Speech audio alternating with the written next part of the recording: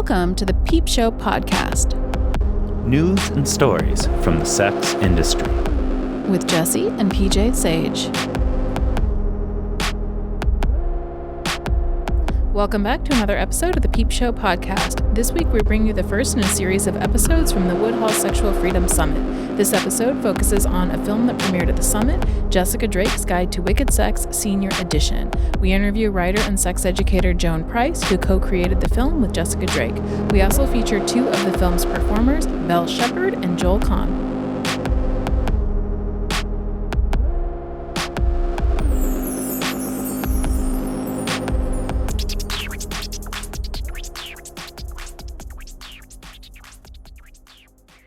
This episode of the Peep Show podcast is sponsored by Quick and Dirty Media. Are you an independent content creator, webcam model, or clip maker? Quick and Dirty Media can help you with your video editing and production needs at a reasonable price, allowing you to devote more time to creating your content.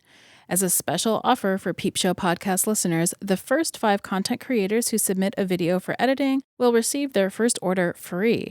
Make sure to use the promo code PeepShowPod. Find Quick and Dirty Media on Twitter at QuickDirtyMedia or send an email to info@quickanddirtymedia.com. Quick and Dirty Media is proud to be an adult-friendly business. Hey everybody, welcome back to the Peep Show podcast. It's been a long time. We hope that you've missed us. We've totally missed doing the podcast. This summer has just been wild, and not wild because we partied, wild because we have 3 children and it was summer and they were home and it was impossible to work. So we're back though. They went to school on Monday morning and I was happy.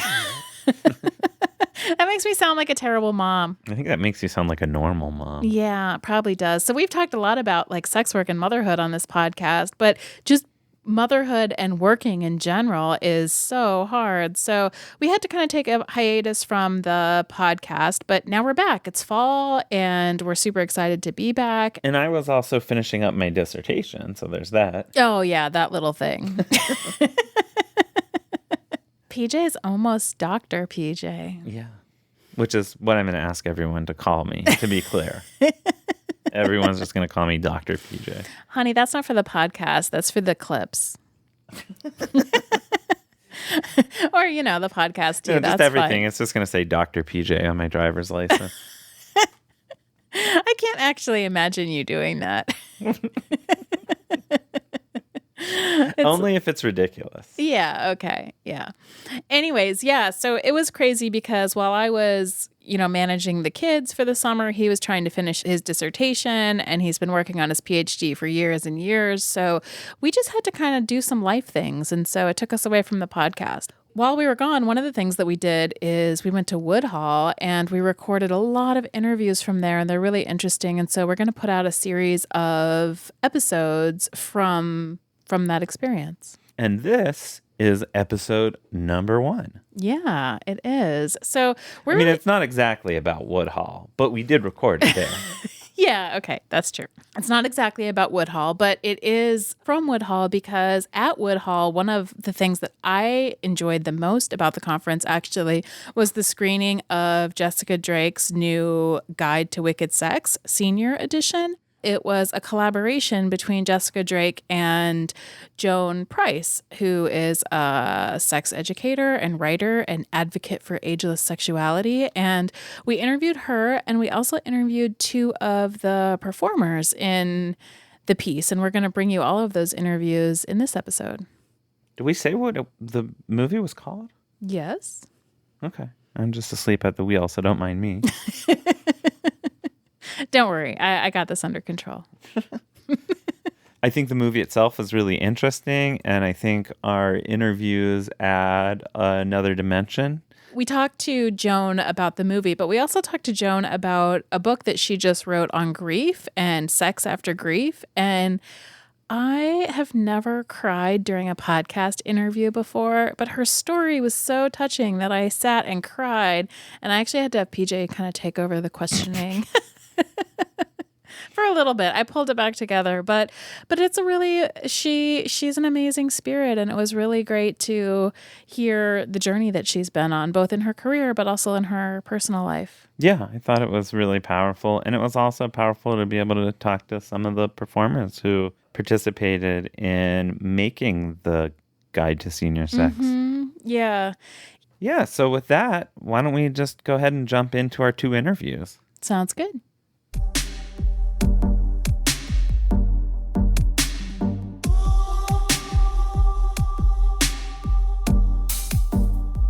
Thanks for joining us today. Jesse and I are dedicated to platforming sex worker voices and covering important political issues for those in the sex trades. But we can't do it without your help. If you believe in our mission, find us at patreon.com/peepshowpodcast and show us some love. We're also seeking advertisers to help us grow. Thanks for helping us make Peep Show happen.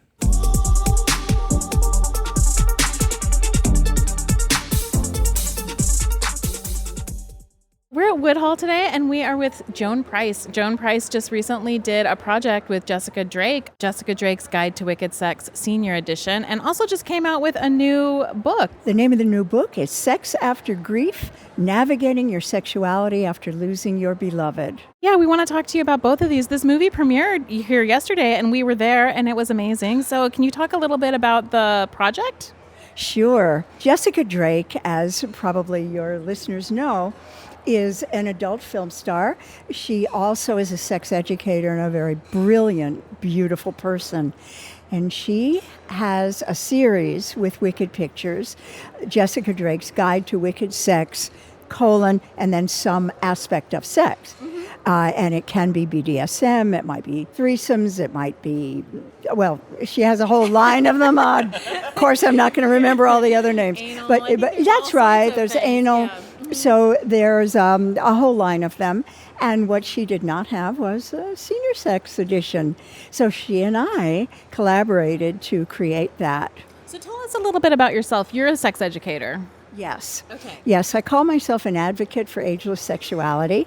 I write books about sex. I give talks about sex, all of this about senior sex. That's my specialty. This is my 3rd career. Okay. I was a high school English teacher for 22 years. Oh, wow. I know. And now my former students are all over 50 and 60, and so they're coming to my talks. Then exactly. But in between, I had a near-fatal automobile accident, and my fitness habit was what kept me alive. Wow. Yes. So I decided that I needed to share the joy of movement with people, that they shouldn't need to wait until they almost die to discover how important it is. Yeah. So I became a writer and a speaker about fitness, and I taught aerobics. And then, well, this was all part of the fitness part of my career. At menopause, I decided I didn't want to set an alarm for 6 o'clock in the morning ever again. And because you haven't gone through menopause yet, but it does disrupt your sleep. So I decided, no, I don't want to set an alarm. I want to do something in the afternoon, in the evening. And I started teaching line dancing in the evening. And when I was 57 years old, an incredibly gorgeous, sexy man with beautiful snowy white hair and ocean blue eyes walked into my line dance class, and I tried to remember to breathe. Aww. It wasn't love at first sight because I didn't know him, but it was lust at first sight. My hormones, what little there was left of them, were firing. So to make this story a little bit shorter, I tell it at full length in Better Than I Ever Expected, Straight Talk About Sex After 60, my first senior sex book. He and I began the most beautiful and important love affair of our lives. During that time, I switched from writing about health and fitness to writing about senior sex. What did he think about that? Because I imagine that a lot of your sex life ended up in your books. That's absolutely true. Well, see, that's a very interesting question because he was an artist, was contemplative, quiet, private. He believed totally in my work, and yet when I would read him pages of what I was writing, he'd say, do you really have to include that? Because, yes, I was writing about him. And I said, yes, Robert, I do, because no one talks out loud about this. Yeah. Mm-hmm. At the time, I was 61. At the time I started writing the first senior sex book. And he's 7 years older, and he thought I would just write about senior sex and leave him out of it. He even said, well, if you have to write about that, call me Fred, don't call me Robert. And I said, no, because the people who know you will think I'm having an affair with Fred. And the people that don't know you, what does it matter if I name you? That's good points. Yeah, I guess that would be confusing for the people who know I'm you. sorry. I need you to just consent to this. Yeah. And he did when he realized how much it was needed, Yeah. which was after the book came out. And most people were so positive. They were saying, finally, someone's writing about this. Yeah. Because at the time, I mean, this was 14 years ago. Yeah. There really weren't books about this. It's a little easier now, though it's still not plentiful, but a little easier now. But at the time, no. This was, I guess, groundbreaking. So he saw that people really appreciated and needed this information. Mm-hmm. He also saw the backlash. The first review that came out of about my book started with this line: now that seniors have discovered that there's sex after 60, could they please shut up about it? Wow. And this came out the day before my first public speaking appearance about the book at a wonderful bookstore in Marin County, California called Book Passage. Book Passage, I'm sure you know it. I used to work at Booksmith in San Anselmo. Okay. I do know Book Passage, I too. arrive the next evening at Book Passage, and the place is packed, which I didn't expect, and neither did they. And I held up a copy of it was the San Francisco Chronicle magazine, Sunday magazine at that time. It no longer does that. And I said, how many of you read the article in here? And everyone raised their hands. And I said, but you're here. And they said, yeah. So I said, I want to answer that question. Now that seniors have discovered their sex after 60, will they shut up about it? No. We have just begun talking. Yeah, absolutely. So that's a long way of answering your question, and I don't even remember what your question was. But it was a great story. That's a great story.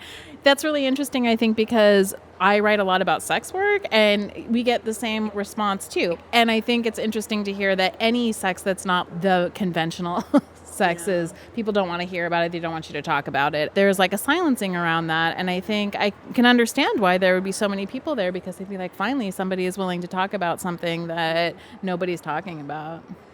So that was really the beginning. I mean, it was at that point, I thought I was going to write this one book. Now I'm on my fifth. My fifth book just came out, all about senior. All of the books are about senior sex. This is my profession now. It's my day job. Still teach line dancing, however. So I wanted to ask you a little bit. So you're coming from like a writing and a sex education perspective. What was it like for you to like move that over into like the porn world?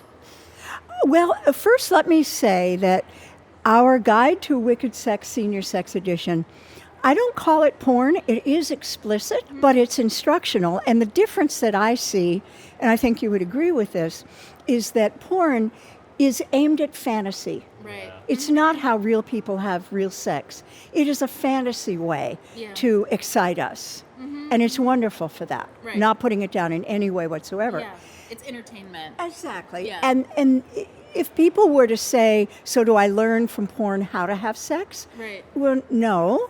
Yeah. No, not really. Although we have to tell young people that, actually. We do have to tell young people that. And because sex education is so poor, and they're turning to porn to learn about sex. Yeah. Oh, yes, absolutely. And that's a big issue. Right. And that's one of the reasons that Jessica Drake, who is a porn star, is focusing so much of her attention on sex education. Right. Here is how education is different. Yeah. Well, this instructional guide, it is explicit, meaning there are naked people. Yeah. And they are having sex together. Mm-hmm. But they're having real, old, naked people sex.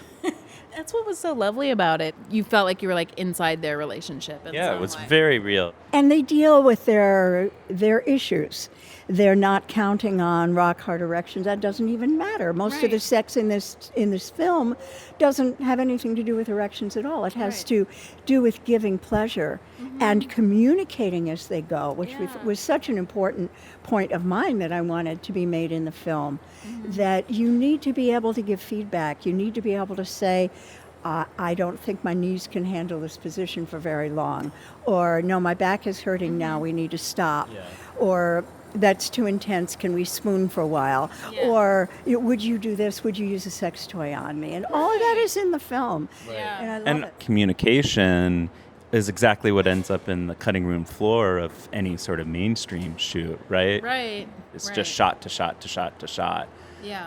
Right, the communication happens off camera. It does happen Right. because the Right. performers have communicated. They've communicated at great length.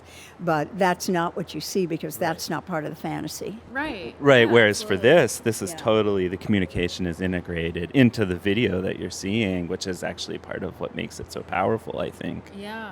And as you know, in the film, I'm giving my narration, which is actually the same kind of senior sex education that I give in my books Yeah. or in my workshops. I'm just giving it on camera. And yeah, I keep my clothes on in case any of your listeners were wondering about that. But the other people don't. If you were going to give a couple of the main points you think of what's different about senior sex than non-senior sex, what would you say? Or what are some of the main changes that people experience? I use the umbrella term, the old ways don't work the way they used to anymore. And that covers a lot. Erections aren't always dependable.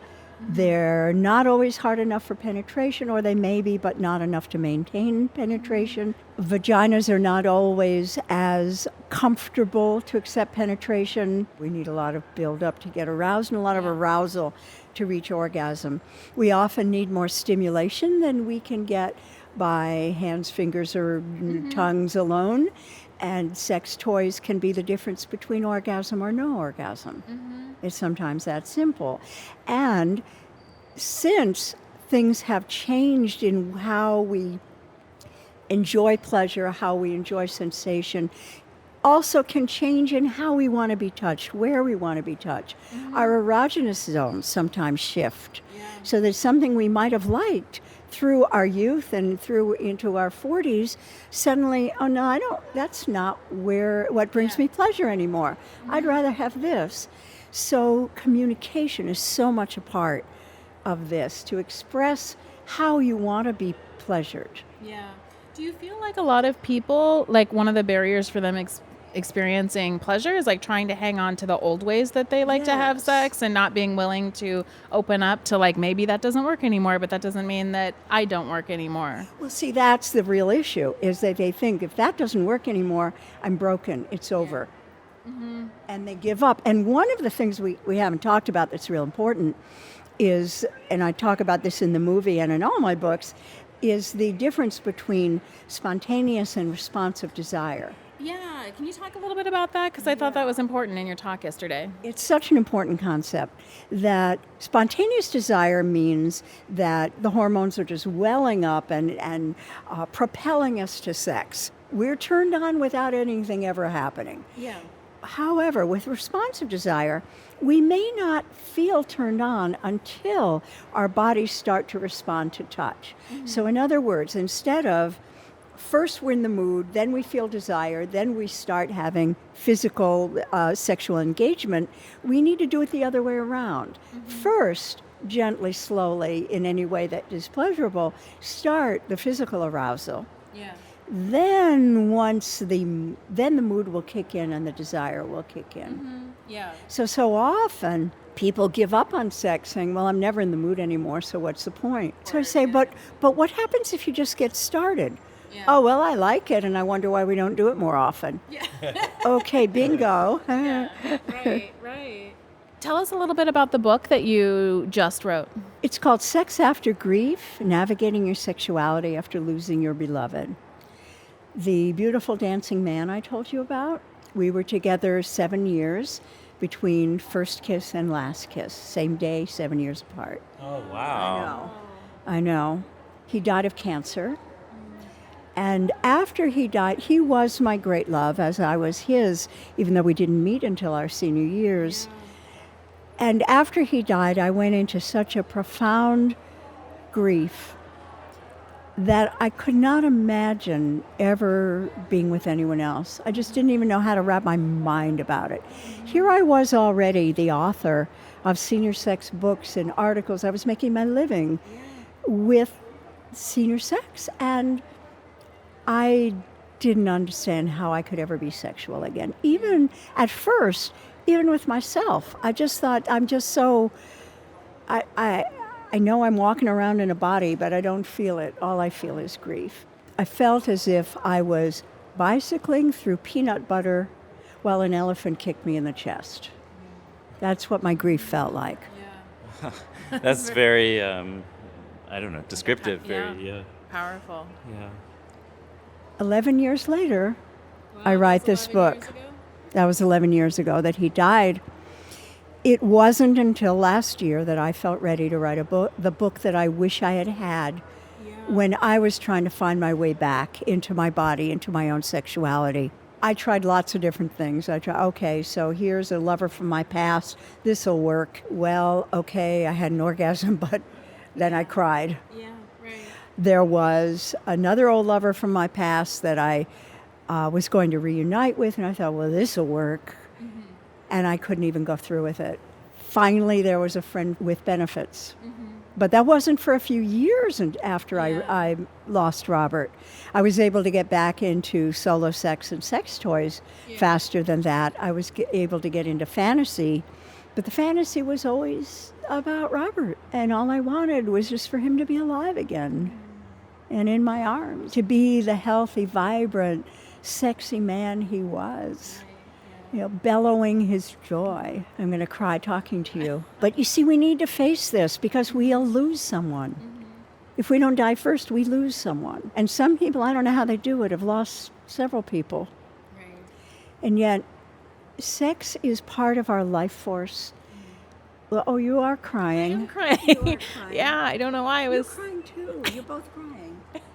It's powerful. It is powerful. I think it's among the most powerful emotions, if not the most powerful emotion, is when I was going through it, I was reinventing how to do this. How do you date? How do real tears are running down her face. You need to know that. And I'm very grateful for that because I'm so moved that you're touched by my story. One of the things we need to do, since you're crying and you... No, I'm fine. Keep going. This is good that I'm going to share this, that if you are lucky enough to be partnered at this time in your life, and I'm talking to, the whole audience, talk to each other about what should happen if one of you dies, when one of you dies. What do you want for each other? Because some of the stories I heard when I was inviting stories for this new book is people who felt what's called survivor's guilt. They felt I would be betraying my partner if I had sex with someone else. And they know it's not logical. They say, I know, he's not coming back or she's not coming back. And I'm alive and still going forward, and at some point it has to happen. But what do I do with that guilt? Right. So what we can do as people being alive together right now is absolve each other right away of that guilt and to say, let's talk about what happens when, not if, when one of us dies. Yeah. I want you to find joy again. I want you to find comfort. I want you to reach out. I want you to be able to love again, to experience sexual joy again, to trust other people again. I want you to take what we had that you carry with you, because I'm not ever really gone. Our relationship has formed who you are going forward. And I want you to be able to take that with you. I had 4 grief counselors. Wow. that was opportunity, I think, more than because my hospice provided me with a certain amount. Right. Then that was over. Then my HMO provided me with, and then that was over. And then I learned about these other people, and I went in search of them. And one person that I went to for grief counseling said, if you were to describe where you are right now in one sentence, what would it be? And I said, I lost the love of my life, and I will never feel whole again. I worked with him over the course of a day, and at the end of that, he had me reframe that statement, and I'm going to cry telling it to you.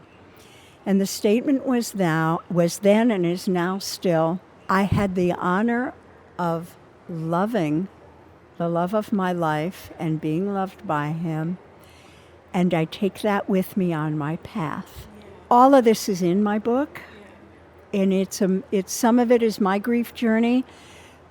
A lot of it is my grief journey. Some of it is other people, a few dozen other grievers, as I call them, who sent me excerpts from their story.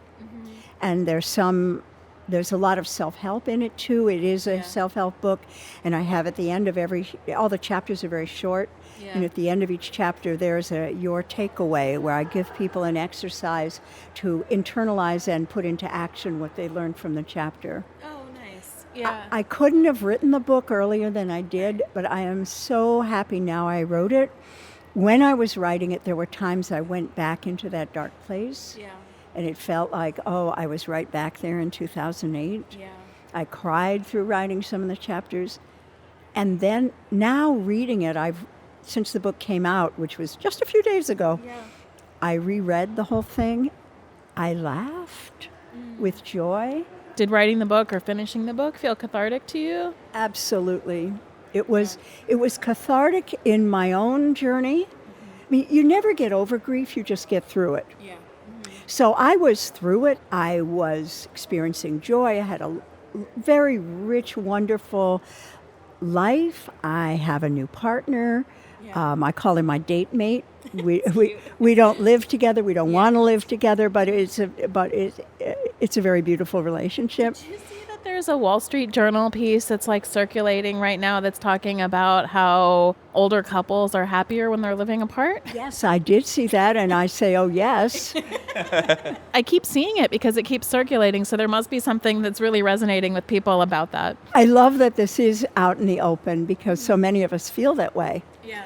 And it's all for different reasons. For me, I'm independent. I have this really crazy schedule. I get up late. I work late. I'm up way into the wee hours, and I don't want to have to adjust that if I want to have dinner at 4 p.m, because I'm teaching line dancing at 6 p.m. That's what I do. And I want to have my independence. I need a lot of solitude for the writing I do. That's just how I do it. I can't have people around. And so many of us feel that way. We have our own reasons. We've gotten used to being completely independent and autonomous, and we don't want to change that. We can love someone, but we still don't want to do all of the concessions we have to. Plus, there are many of us who, for financial reasons, this doesn't happen to be mine, but I know for many people, for financial reasons, they don't want to mix finances. Right. And they don't want, and their children, their grown children, will be much more accepting of a new partner if it doesn't impact their inheritance. And, I mean, we can have all sorts of reasons. Yeah.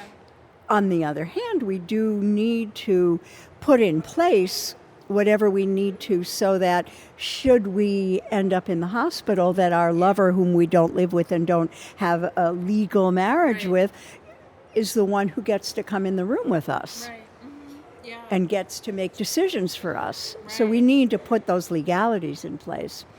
But it's a new world, and I'm so glad that it's out in the open. One thing I wanted to circle back to, because I thought what you said about absolution was so powerful. There's a show that's really popular called Pose And I think one of the most powerful scenes in that show is that one of the characters is dying of AIDS, and their partner is there with them on their deathbed. And, the partner says, I want you to grieve for one day, and then please get up and continue to love, move on.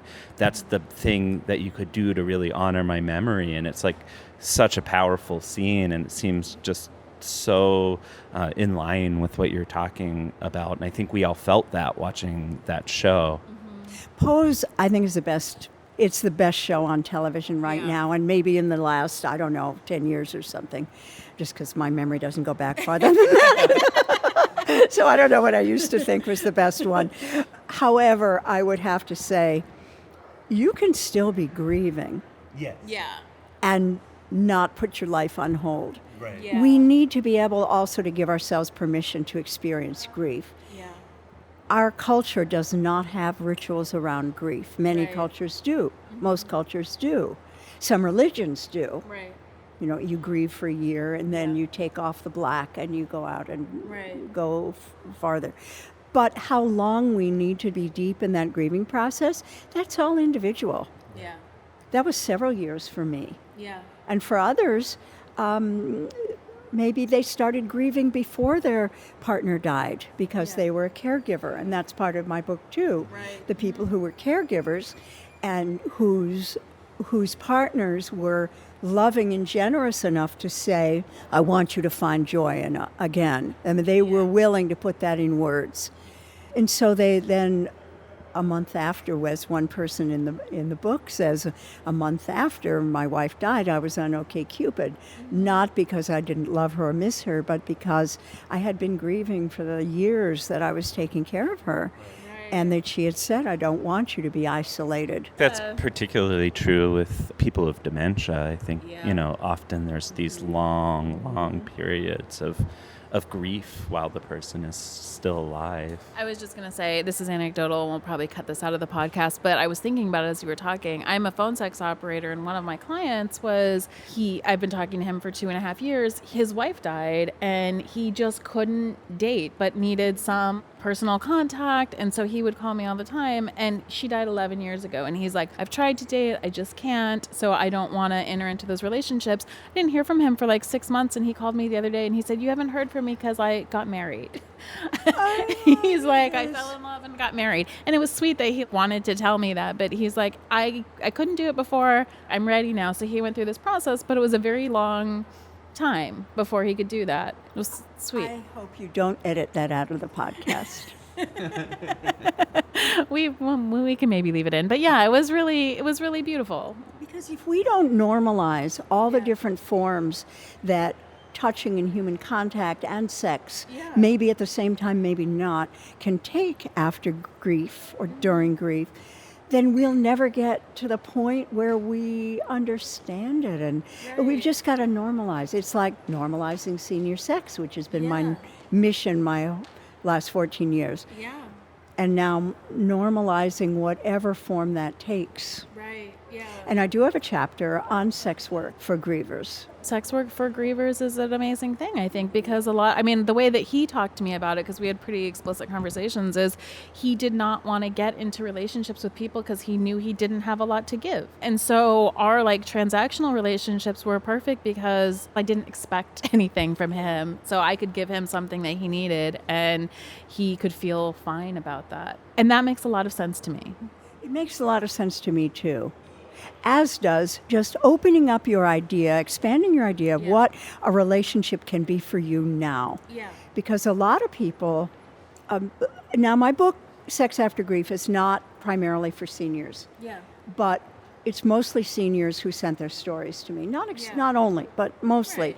And so here are people who say, I've been with one person for 48 years, for 58 years. Yeah. I'm not ready to have another relationship, in quotes, like that. I don't know if I ever will be, but I'm really not now. But I really crave human touch. Sure. So I advise them, expand your idea of what kind of relationship might work for you now. Maybe you thought you were only a long-term monogamous person, and maybe you will be again. Right. But right now, what do you need? Right. Mm-hmm. And sometimes a friend with benefits is exactly that. Yeah. Sometimes it's a sex worker. Yeah. Sometimes it's a massage or an erotic massage. It seems like one of the themes that carries through a lot of what you're saying is that we as people change throughout our lives a great deal. And in line with that, our sexuality also changes a great deal, and we have to move beyond the idea that there's one way to have sex, and Right. we have to kind of keep rediscovering sexuality throughout our lives. That's right. And my most popular workshop is called Great Sex Without Penetration. It's my most popular workshop when I travel to give workshops. It's my most popular webinar, because many of my workshops are on webinar now, so that people can purchase viewing rights, and then you don't have to wait till I get to your city to do it. Yeah, thank you so much for sharing your story and for being here and for creating this beautiful movie. Yeah, it was really a pleasure to talk to you. Can you tell people where to find you?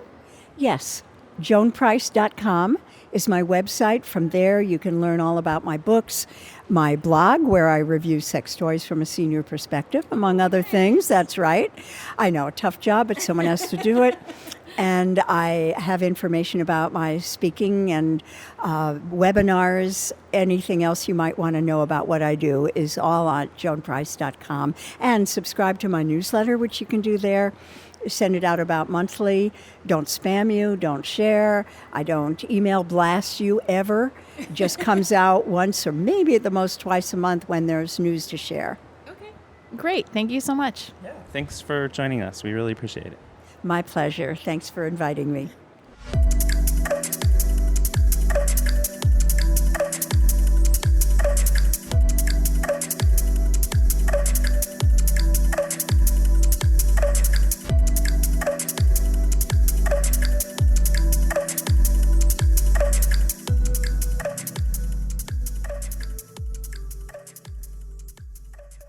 Now is a good time to hit the pause button and head over to our Patreon at patreon.com/peepshowpodcast. Even $1 a month shows us that you care and want to see Peep Show continue to thrive. Also, you can help increase our reach with a review on iTunes.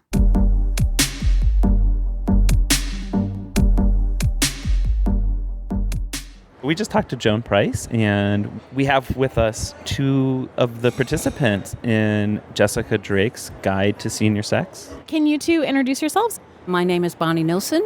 I also go by Belle Burroughs Shepherd or Belle Shepherd, depending what blog I'm on. I'm 71 years old. I have been teaching on and off my whole life in various things. And so my background is teaching, also healthcare. I was a nurse for years.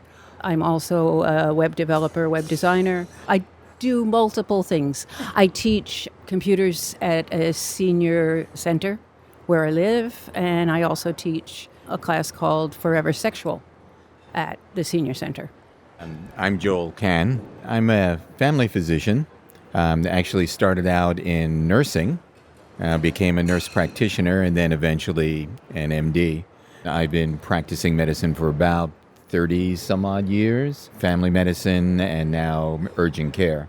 I've been interested in senior sexuality in particular for a number of years, more from a political viewpoint of empowering seniors and breaking the bonds of preconceptions of who the elderly are, and I've incorporated that a little bit into my practice.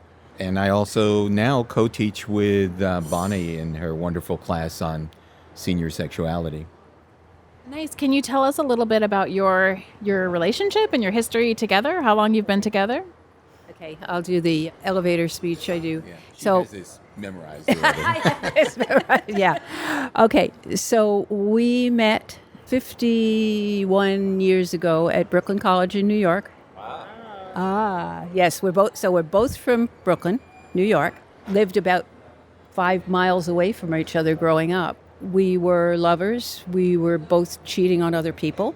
Unethical non-monogamy. Unethical. Yes, exactly. Okay, and then 1971, I moved to Canada with my husband at that point, and Joel took off. Well, he'll tell you. He took off somewhere. We kept in touch until 1977, and then we lost track of each other. And then in 2008, he found me online. Yay for the modern internet has established and broken so many relationships. So, Joel, what made you look for her? It turns out we had been looking for each other over the years. We were both married several times. And every once in a while, we'd check somewhere before there was an internet, look in the yellow pages, look up names. And I think we had each other's last names spelled slightly wrong. So even if we could have gotten in contact, we wouldn't have found each other. So I kept looking and wondering what was going on and where she was and what happened. So when her name popped up on the internet in Grandma's graphics, I was thrilled. What made you guys decide to get involved in this project? Because we're sexy people. And I'm not going to say we're old, and we're older. And Bonnie's a bit of, more than a bit of an exhibitionist. I've been following Joan Price's stuff for a while. I've heard her speak several times. I wrote one of the stories that's in her erotic anthology under Belle Shepherd. And so when she put out the call for people to do this, I think we both read that email. I think I saw the Twitter feed or Facebook or somewhere that they were looking for older people who were not opposed to appearing explicit film. And I think I called Bonnie in and say, hey, what do you think of this? And so I think we mulled it over for maybe a week. We kind of thought about it on and off, and we're like, okay, what will my adult daughters think about this? What will my granddaughters, who are teenagers, think about this? And decided, I don't care what they think about this.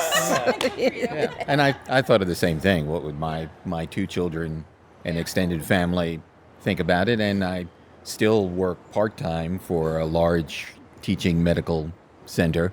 So what would happen if they knew about this at work? And but I'm also semi-retired and at the end of my career. And I said, I don't give a fuck. Neither of us give many fucks these days. Yes, no fucks left to give. That's a good place to be, I think. So did you have an opportunity to talk to your children at all thus far about this? So I only get to see them every couple of years, maybe a year and a half. I just let them know on Facebook, on Messenger, I think. I said, hey, we've done this film, and it was after we'd done it. We've done this film and kind of got no overt reaction. I think my oldest daughter was not surprised at all. She's just like, yeah, okay, Mom, that's what you do. So that was pretty cool, actually, that there was no reaction, really. Yeah. Yeah, and the interesting part was my son, who was the first one to know. They live in Singapore, and he called me in the middle of the shoot, like on a break between scenes, and I said, well, guess what I'm doing? And to my daughter and friends and coworkers, I actually had to ask someone to cover my shifts so I could go to LA and quote unquote shoot a film. Yeah. I've answered questions as they were asked. Yeah. Sort of like talking to your children about sex. Right. If they say, how do you make a baby? You don't tell them everything. Right. You say, well, what do you mean by that? Yeah. And they may just want a little bit of information. So most people want a little bit of information, and if I tell them we made a sex education film, questions stop pretty much right there. It's funny because our oldest kid is the opposite of that. When he was 5 and asked, like, well, how do you make babies? And I thought it was going to be like that. Like, I'd give a little bit of information. And I showed this book, and the book had a male body and a female body. And I was like, the sperm hits the egg. And he was like, but what? How does that happen? The only thing I could think to say was, well, a penis kind of looks like a hose, and the hose goes inside the vagina and it squirts it out. And he was like, what? Actually, when you do think about it, it's really weird. It is weird. I'm pretty sure that conversation ended in, wait, do daddies pee inside mommies? And you're like, oh, what have I done? Daddy's being like, kind of. No, they don't. It's kind of like that, though. We're at Woodhull, and the movie premiered at Woodhull, and that meant that a whole group of people came and watched it. What was the experience like for you guys to be in a room of people watching you have sex? Actually, we were just talking about this when we were sitting over there. For me,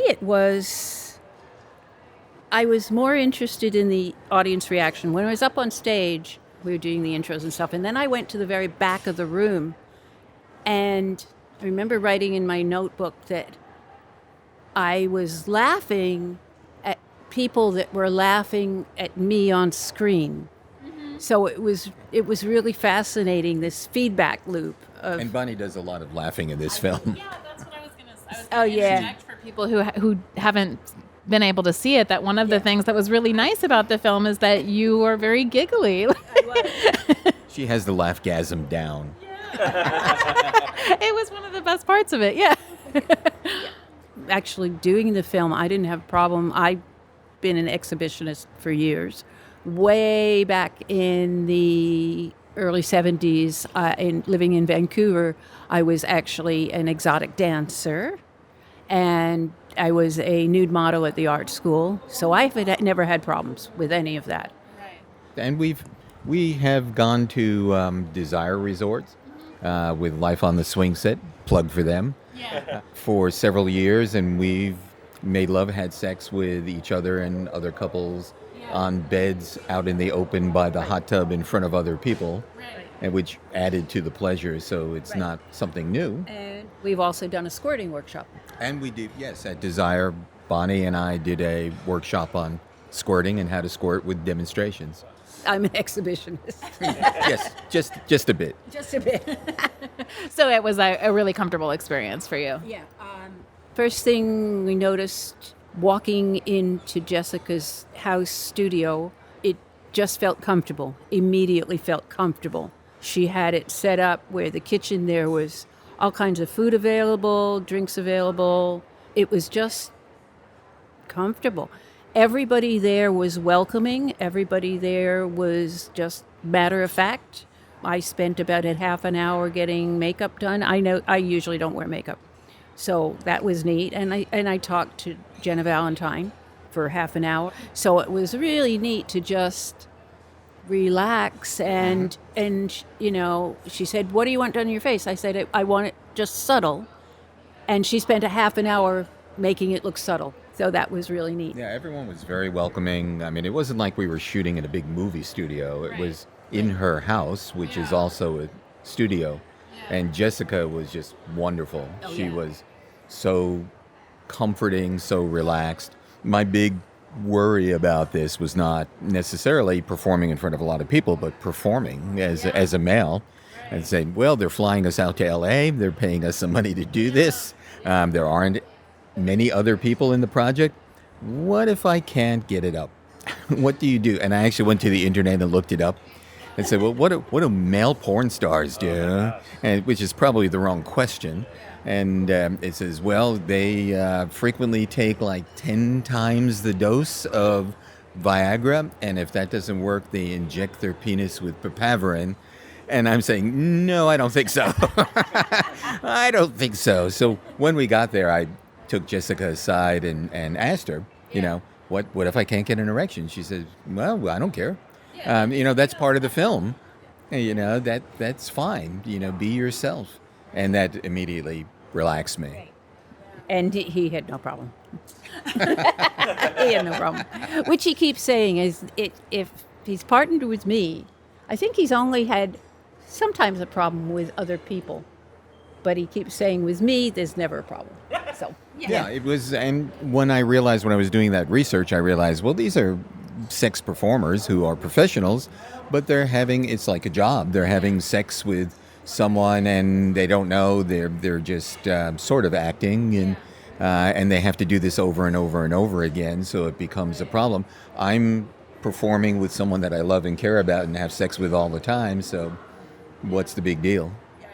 I was interviewing somebody recently, and he was talking about how another performer that we know, how he started noticing that some of the films that she did, if her husband was filming them, that they were very different. The whole tone of them was very different. And he's like, I actually didn't know what was going on until later when I realized like that some of them were filmed by her partner and a person that she's very comfortable with and in love with, and that like was coming across in the performances. And so it wasn't that the other ones were bad, but there was something about being with someone that you're already comfortable with that changes the character of. It draws something out in you. It does make a difference. I mean, I have had problems with erections, particularly in public performances with someone that I don't really know.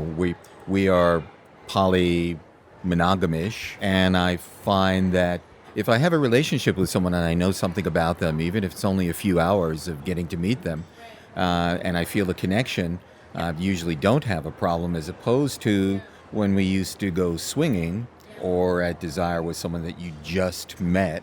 Much more of a problem if you don't know that person. Right. Totally. I mean, I've had that same experience. Yeah. I think it really does change the character of your chemistry, just having a little bit of that connection. Once we got going, and I also watched the audience and their reactions, sitting watching 100 people watching you on two giant screens, naked and having sex, is a eye-opening experience. And I love that people were watching it and laughing and having fun. And I love that a lot of people have come up, as you did, to us yesterday and today and said, thank you for making this film. It was very moving. It was it changed my way of looking at things and how I look at seniors and how I even think about communicating in my own relationship and how I relate to my partners. And that just made me feel good, because that's what we got into this to accomplish in the first place. As a viewer, I should say, one of the things that I thought was really great about the communication between you two, and I think this is what can be like translated into everybody's relationship, is particularly how you were like, no, I don't like that anymore. It's too much. Like, stop that. And for that not to be a negative thing. Being able to express that in a positive way rather than, ooh, no more, or ouch, no. I mean, sometimes you do need a hard stop, but being able to say, I'm a little sore, let's try something else. I'm still into it, but let's try something else. I also love that the film has established Bonnie's catchphrase. I don't know if you could hear it on the film, but it is, my pussy needs some attention. We were going to make T-shirts. I gotta make And several people, when I said that, said, I'd buy one. Yeah. I guess the thing for me coming out of the film, and it was kind of the last thing I said yesterday, was, okay, so this is senior sex first step. Yeah. Then I want to do, I mean, we had no people of color, which was unfortunate. And then because I'm bisexual, I see that it needs to move on to not heteronormative stuff. It's got to move on to, seniors who are gay, lesbian, bi, trans, all of that too. Right. That's the next step. Yeah. So if seniors, by just being older, are invisible, seniors in the LGBTQ community are super invisible. They are not seen, and they are afraid to be seen sometimes. Yeah.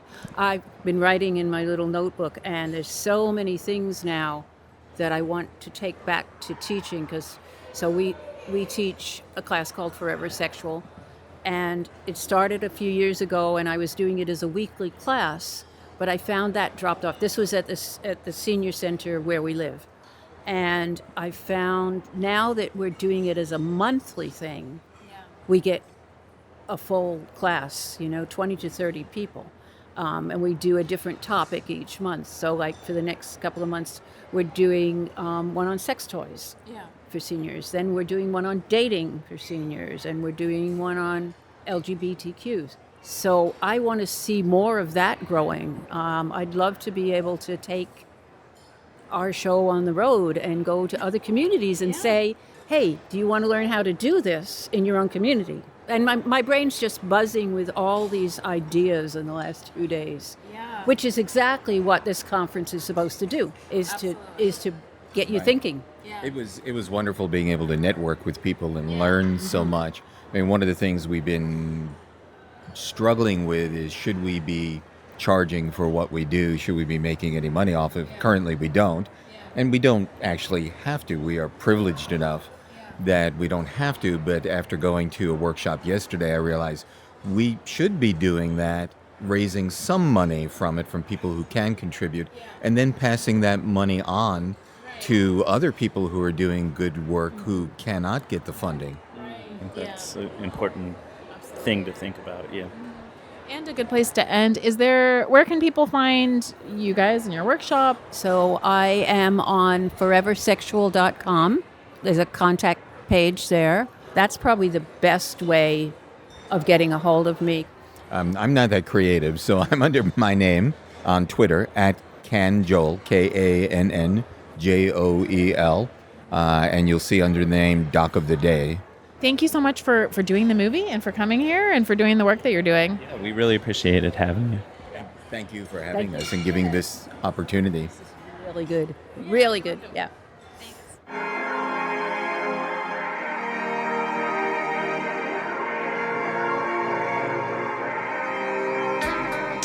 Thank you for joining us for yet another episode of the Peep Show podcast. I'm PJ Sage, and you can find me on Twitter at PeachSage. And I'm Jessie Sage, and you can find me on Twitter at sapiotextual or at jessiesage.com. We would like to remind you that we have a Patreon account and would appreciate your support. Please visit patreon.com/peepshowpodcast. Our music is courtesy of Joe Kennedy. The show was produced by Jessie and PJ Sage. Signing off. Have a great week.